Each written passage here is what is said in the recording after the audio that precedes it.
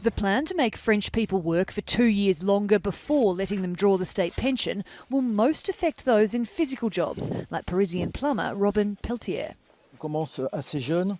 In this job, by the time you're 60, you've already worked for 42 years. That's 42 years of crawling on the floor.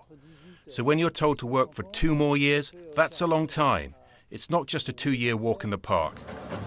Polling shows more than 60% of the French population is against Macron's pension reforms, and on Thursday, more than 1 million people rallied against them.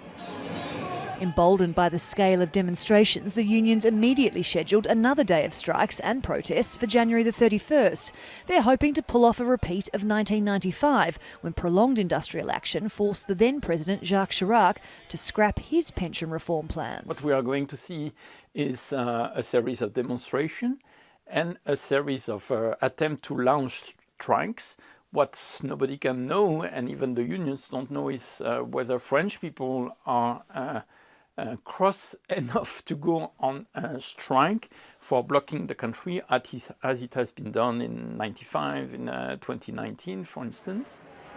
Thursday's strikes severely disrupted public transport and schools, and public attitude for more of them is mixed.